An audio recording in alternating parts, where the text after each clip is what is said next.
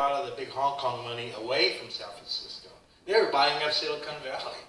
They didn't need to come to Chinatown to fight over a little piece of land and the politics of it. They were, buying, starting Ranch 99 and supermarkets all over the country. Right? So the experience is different in different cities. Right? I don't know to what extent the foreign investment from Hong Kong has dissipated, but there's certainly a lot of focus on investment from China, right? All over the U.S.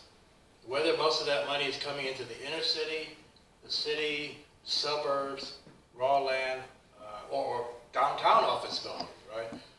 It's hard to get a handle on it, right? Or in Chicago, right? And sometimes you never know where the money is coming from, right? Because the developers have their front people.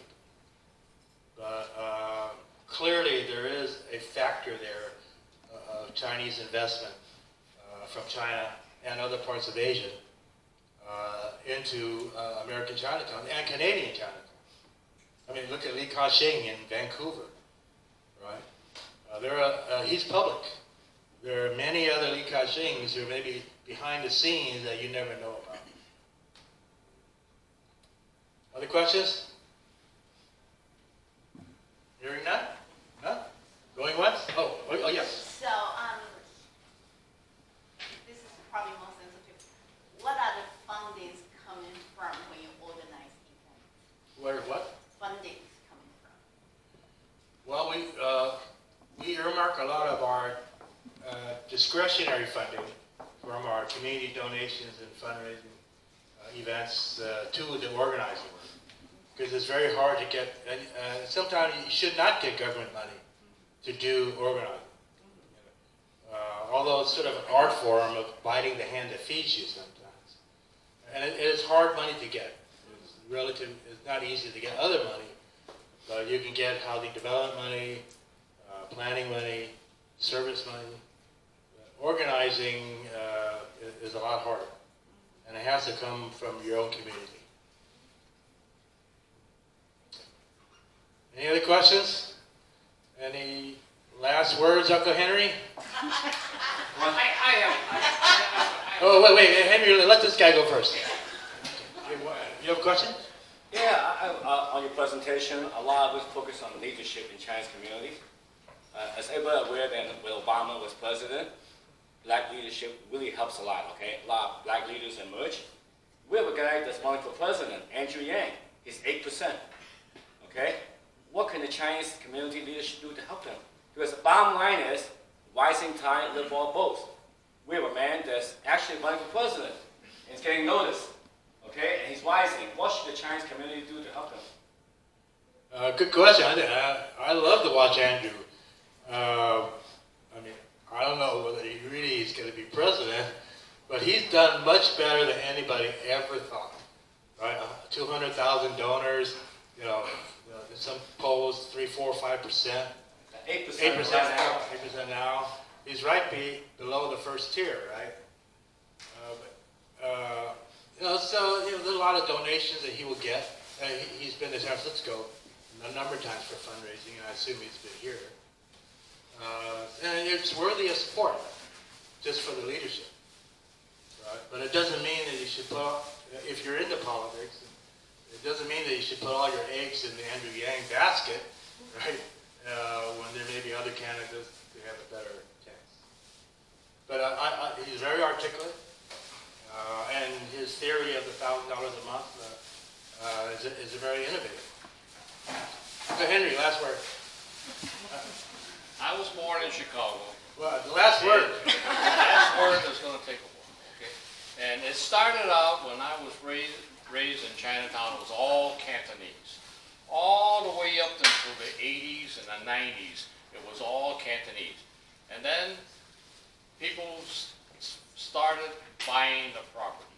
When they started the property, it became Mandarin money. And people not from Hong Kong, but from China. Now money is coming out of China. They're buying up the property in Chicago. But it's not being rented to Americans. It's rented to more Chinese.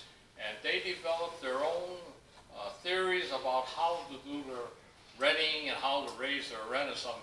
Chinatown is very expensive. There's a building sold, 2221 Wentworth, right now sold last week for $2.4 million, I believe.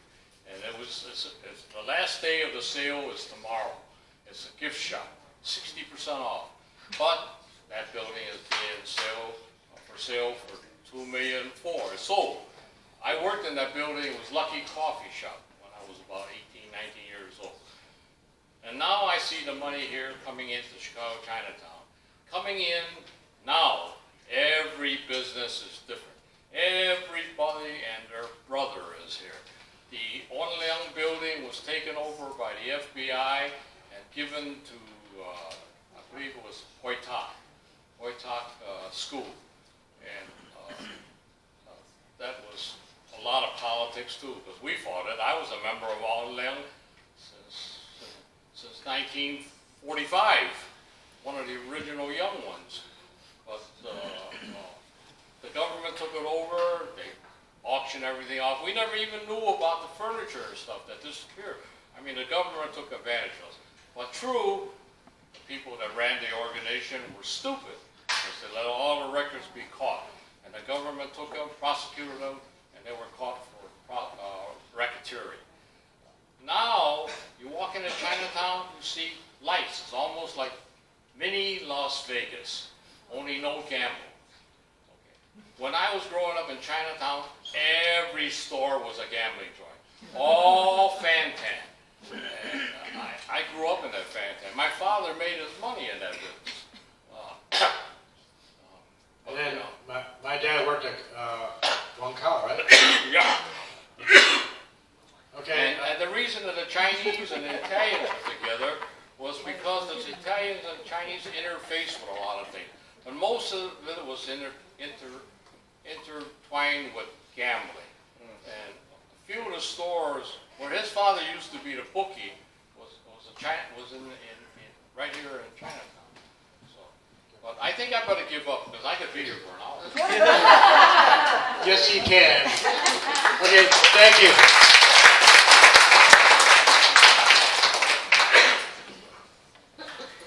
Thank you, Gordon.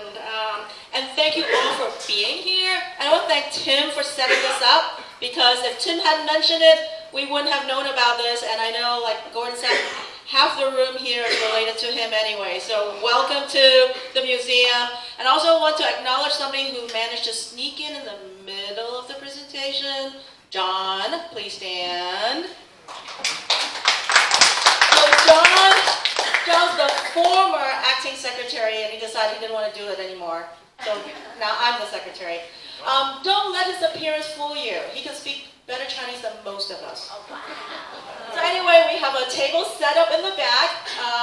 Gordon has a few books, and please purchase, like I said, $20, cash or check only. And we'll see you next time. All right.